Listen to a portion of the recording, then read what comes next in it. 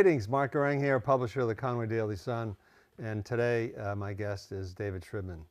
David, how are you? I'm fine. How about you, Mark? Good. David's a Saturday columnist, Pulitzer Prize-winning journalist, presidential historian. Whatever. Yeah. And skier. And second homeowner in right. In North snowshoer too. Yeah. Yeah. And where? Went snowshoeing the last couple of days. Really? Snowshoeing? Yeah. Wow. Yeah. Up at Tin Mountain. Fabulous place. Oh yeah. Yeah. Super. Great. Hey, I have a trivia question for you. Sure, go ahead. Okay. What do Bill Clinton, George W. Bush, and Donald Trump have in common other than being presidents? They were all baby boomers? Close. Okay. They were all born in the 40s. Closer. All born in 1946. Yes. There you go. Isn't that amazing to think they're all the same age? Yeah, pretty amazing. Yeah. I mean, you think of Bill Clinton, like you still think of him as sort of like a young guy. Yeah, not so young anymore. Not so young anymore. No, I know. Anyway, that's good. Yeah. That's good. The your colleague. Well, the other answers were true. They were baby boomers. Oh yeah, no, yeah. Yeah, I was just you were there. I was just Okay. trying to get you to 1946. That's a good one. Okay. Yeah, That's yeah. First year of the baby boom. Yeah, first year. Yeah, yeah. I'm like we're right, kind of in the middle of it. Yeah. Yeah. So your column this week talked about these tidal waves, Right. back and forth. Yeah. And so maybe you could just summarize that, but more so at the end, you said democracy is at stake at the end of the column. Well, yeah. I mean, I think both Republicans and Democrats feel that way for much different reasons. The Democrats feel that way because they feel that Donald Trump is a tyrant in waiting and that he wants to overturn elections and will try to overturn the next one. The Republicans feel that way because they feel the Biden administration has weaponized, to use their phrase, weaponized the Justice Department and other things. And so they both feel that democracy is at stake. The polls show that. American people feel that way, and it's maybe not even among Republicans and Democrats, but there are large numbers of both who feel that way. So what do you think? I mean, do you think literally democracy is at stake from either perspective? Well, I think it's possible that there could be a problem with the election in next January, I suppose, depending on who wins and who loses. I think the system itself is pretty supple and pretty resilient. We were able to get through January 6th. I hope we can get through the next one. So I think that, you know, there are lots of things about the country right now that are very troubling for lots of people on both sides of the political divide. So I think it's an important moment. But, you know, when everybody says it's the most important election of our lifetime, I started to count how many times that was said. That was 2000, 2008, 2016. It's always the most important election. This one is, yeah. Yeah, particularly if you're running. Yeah, particularly if you're running, that's right. I mean, I've heard like comparisons, you know, with the whole idea of, you know, the Justice Department is being weaponized and we're losing our liberties and so forth, is that Lincoln suspended habeas corpus. Yeah, more than that. Yes, he did. So how do you put him in the context of? Well, you know, the people who apologize for Lincoln in that regard, and there's been a very, very good book out recently by Alan Guelzo, who teaches at the University of Pennsylvania, about all of that. And they, people like that say that in the exigencies of the Civil War, it was okay to do that. And Guelzo's argument is 3 years later, the country was back to normal.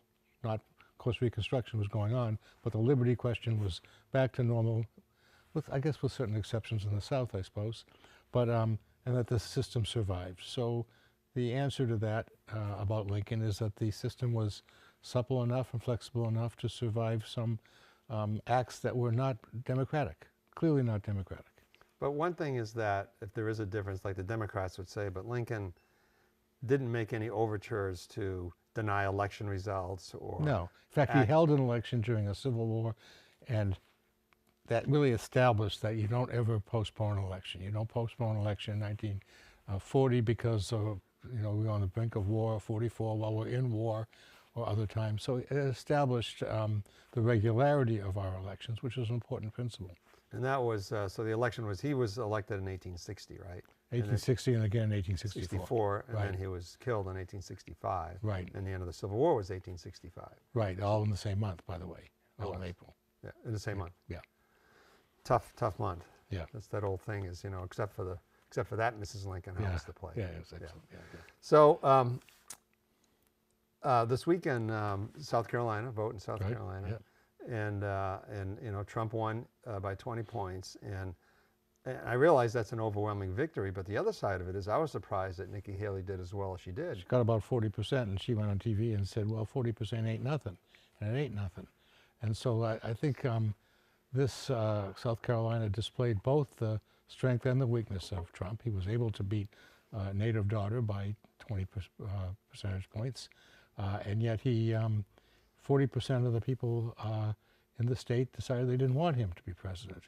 And some other exit polls suggested that of the Haley people, I forget the exact number, but let's just say 2/3 said they wouldn't vote for Trump in the general election. Now that'll diminish, and they end up some of them will end up voting for Trump. But and he's not in any danger in South Carolina, of course. But it's you don't go into an election where 20-25% of your voters or more don't want you to be president, even if you're the nominee.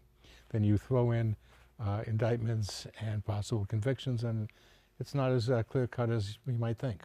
And then I mean, of course, that's what I think, that just in terms of trying to be nonpartisan about the presidential election, it just seems like I can't imagine anybody who didn't vote for Trump last time now voting for him. I mean, after January 6th. Well, Nikki Haley herself said she would. So so there are some people who say they so revile Donald Trump that they'll vote for, so revile Joe Biden that they'll vote for Donald Trump.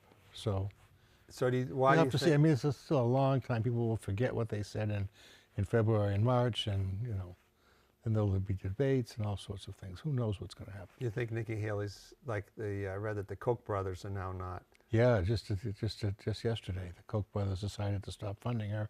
She did bring in about $16 million in February, in January, and another $1 million in the last 2 days. We're talking on Monday, since Saturday. And so she's still alive. She has enough money to keep going. She's got nothing else to do, really. And she's making a point, and she's, I think, enjoying it, actually. Yeah, and I always, when people say, well, what is she doing it? I just think that it's such a rare opportunity for anybody to occupy the national spotlight. Right. For any reason. For any reason. Right. And that gives you that credibility to do whatever, whether it's speaking engagements later. Right, exactly. And so she's prominent. She's maybe not in the stands for the Kansas City Chiefs, but she's maybe number 2 or number 3 in that department. And she's getting a lot of attention, and her message is getting out. And she's driving the Trump people nuts. They don't like it. Yeah, no, I'm sure they don't. And can you make a prediction on how long you think she'll stay in? Well, I mean, she says she'll stay in until March 8th or so. I think it's possible she could stay in all the way to the convention. It becomes a little silly after a while, after he's clinched it. And I think he will probably in the next month. So it seems a little silly then. Though maybe it's also possible that she's hanging in the hope that he's convicted of something, or on the calculation that maybe he has a stroke or something, and that she has more delegates than anybody else. She goes into the convention and wins. That's a long, long, long, long, long shot. And she said adamantly that she's not going to be vice president. She wouldn't accept being. Well, I mean, she's not going to be offered. So it's like, she ain't. That's done. No, that's done. That's over. She's not going to be. And who do you think is going to be? I bet it's Tim Scott. You think it's going to be Tim Scott? I think so, but who knows? Yeah. I mean, he did say he loved him. I mean, Tim Scott did say he loved Trump. Yes, he did. Yes. That maybe was not Tim Scott's greatest moment, but. But it's funny with greatest moments like that, because remember when Howard Dean did that screaming thing, and that kind of ended him. Right. It doesn't seem like there are any of those kind of critical moments anymore. Well, I think the critical moment is Haley going on, so she's not going to be vice president. She would have been an attractive vice presidential choice, I think, but that simply cannot happen now. All right, so we had a situation in 1980 where George H.W. Bush had called supply-side economics voodoo economics, and he went pretty far into Pennsylvania into April against Reagan, and Reagan chose him at the convention. This is not going to happen this time. All right, so you're pretty sure of it because your Haley people are telling you this, right?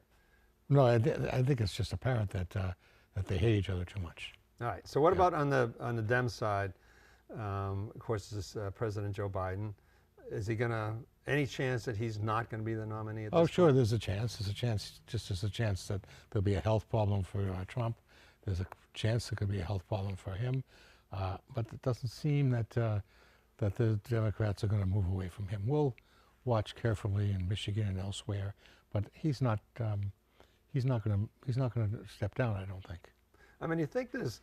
I mean, I mean, Joe Biden has made all these missteps, and he looks old. He just looks old. He walks old. He's an old guy. Yeah, he's an old guy. And then this morning on TV, I saw Trump in South Carolina over the weekend. He looked awful. I mean, he Yeah, I just know, looked but awful. somehow- he was sweating, and he was just this. Somehow he doesn't look as awful, and people don't think he's as old. He's 4 years younger. 4 years is not that much when you're 77, but it's a lot when you're 8. Yeah. Right, Do you think but, he's? You think both? You think? You know, I realize that. I mean, being a president is obviously a super demanding job, for sure. And I'm always amazed, whether it's Biden or anybody, that the schedules they keep. Yeah, but they keep schedules that there are comforts within the schedules. You know, when they travel overseas, they have a nice bed on the plane. When they're campaigning, they go to a nice hotel, and you know, and they don't have to wait at red lights, and they don't have to sit down and do their taxes. Although maybe you might think that Trump might pay a little more attention to that. But you know, they live in a bubble where things are controlled, and no, sure, it's hard. And you give 4 or 5 speeches a day. Neither of these guys is going to do that, but Nikki Haley is. And that's hard. But there are some comforts within the difficulty. They're not ironing their own shirts, you mean? Oh, no, they're not. No, Yeah. no.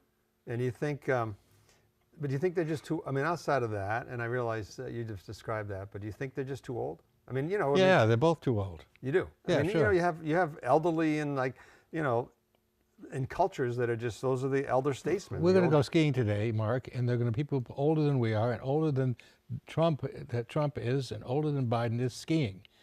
But they're not running the country. And you think there's a difference? I think there's a difference. Yeah. Well, first of all, your perspective. Sure, they're when you're born in 43 and 46, or 42, I guess it's 43, and 46, your perspective is shaped by the Cold War, by Vietnam, by Watergate, by the Iran-Contra dispute, by the seizing of the hostages in 1979, by all sorts of things that somebody who's a lot younger isn't shaped by, and their perspectives are much, much different. You look at NATO, you see, you see a divergence on NATO, but younger people may have a different view about NATO and the Atlantic Alliance than do older people. And so it's the perspective that's different. When John Kennedy became president, he had fought in World War II, but wasn't marked by World War I, the way Eisenhower was, even though Eisenhower didn't fight in World War I. He was in the Army, but he wasn't in battle, and he has a different view.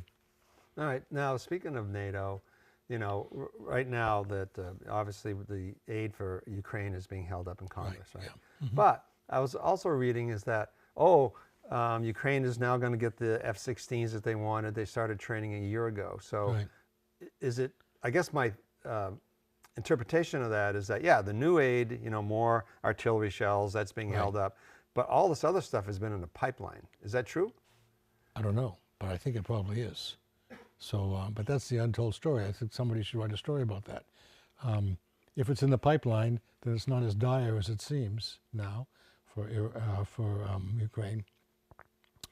But they still need the shell, and they still need a lot of supplies. And the war is not going that well for them right now. It was going well for a year and a half, not so well now. So they could use a boost. Plus, it's a morale boost if they get the money from the U.S. I mean, do you think the Ukraine, I mean, you know, there is a part of the Republican Party that doesn't want to support the Ukraine aid to Right, Ukraine. and that in a way is the largest measure of the change in the Republican Party, because remember, it was the Republicans who in the 50s who spoke of the captive nations. Now, they were speaking mostly about Latvia, Lithuania, and Estonia, but they also said that they didn't only want to support them, which were within the Soviet Union, they actually wanted to liberate them. Now, these are the same party that doesn't want to liberate or keep liberated Ukraine. And so it's a huge change in the nature and character of the Republican Party, and I think the biggest one. And why do you think that? Why? Well, I don't What know accounts why. I for it? mean, it's a reaction to Trump in a way. Trump doesn't want to do this. He's not in favor of engagement. The language they use is strikingly similar to what American Democrats, liberals said during the Vietnam period, and when they looked at the space program. Let's use the money at home, and that was the argument Democrats used about Vietnam. One of the arguments, of course. There were many others, some moral, some geopolitical, but let's use the money at home. And that's what you hear Republicans saying, because the Republican constituency today is the constituency of people who would like to have more investment at home, more investment in community colleges, more investment in training for workers who have been displaced by the new economy, et cetera, et cetera. And so I think that that's part and parcel of it.